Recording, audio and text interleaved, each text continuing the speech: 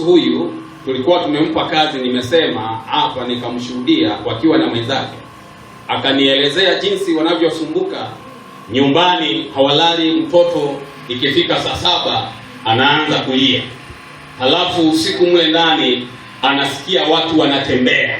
Nikamwambia leo ni mwisho, ukiamini na ukichukua hatua, leo ni mwisho. Na ni kweli akachukua namba, kwa sababu nilikuwa na huduma ya mtu mwingine kwenye simu, nikabidi nimkabidhi kwa mwinjilisti Obedi kwamba mtaomba naye usiku. Lakini tulipomaliza hapa kutoa huduma, tukabidi nimpigie simu, nikamwambia mko tayari? Pamoja na mke wake. Mke wako yuko wapi?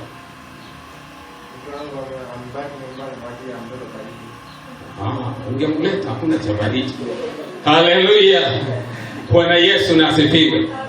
Walinipigia simu hapa na nikatoka nje ili niwasiliane nani anayenipigia, akapokea mke wake. Nikamuuliza mke wake, vipi? Yaani Mungu ametenda miujiza. Yuko wapi? Ameenda kuoga, anakuja kanisani. Na wewe? Tunakuja wote. Sasa karibu sasa uambie washirika mambo ambayo Mungu ameyatenda. Bwana Yesu asifiwe. Amen. Kwa majina yangu Stefano Deus Elias. Nakaa majengo huko chini. Nilikuwa nasumbuka usiku kucha. Na hata nilikuwa sielewi, maana usiku unalala juu ya bati, nasikia mtu anamwaga mchanga. Ukiuliza shida nini, wanakaa kimya. Mtoto saa 6 usiku analia mpaka asubuhi. Fanya udani, unateseka na mtoto. Lakini sasa jana tulipofanya maombi kwenye simu, mlipolala, mmelala kwa shida, umelala kwa raha zote? Yaani tumelala kwa imani.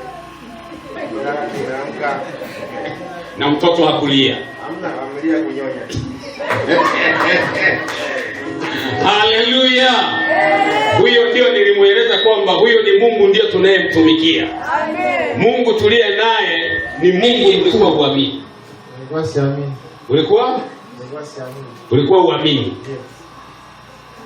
Lakini sasa usiku wa leo umeamini.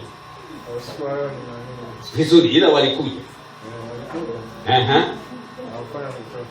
Hawakufanya jinsi walivyokuwa wanafanya, hawakufanya. Ndio. Na ukashangaa. Ukashangaa mno, mara mbili. Ukajiuliza huyu mchungaji ana nini? Kwanza nilitaka kupigia usiku. Ulitaka unipigie usiku? Sasa nikakumbuka ulisema saa 4 kwa sababu nilisema hivi, huwa nafunga usiku kwa sababu walianza kunisumbua usiku wake. Nikaona na mimi nipumzike. Kwamba ulitaka unipigie usiku useme nini sasa? Nikueleze mambo yaliyokuwa yanatokea. Kwamba ni shwari. Mke wako akasemaje? Akamshukuru Mwenyezi Mungu. Akasemaje? Umempata wapi? Akaniuliza umempata wapi? Kwa mdogo alikuwa anafanya kazi kule. Kazini. Sehemu gani? Nikamwambia chuo cha polisi. Ndio. Akasema kesho naenda kanisani. Kesho? Niende kanisani mimi. Nikamwambia na wewe twende wote. Na wewe twende? Twende wote. Kwa hiyo umemwona Yesu. Ndio wengine na umetembea kwenye makanisa sisi? Nimesali kanisa lao na Katoliki. Lakini nguvu hamna. Yesu utakuwa naye sasa. Na wewe utakuwa na nguvu. Yaani utakuwa unatamka tu kwa jina la Yesu pepo, kwa jina la Yesu wachawi wanakimbia.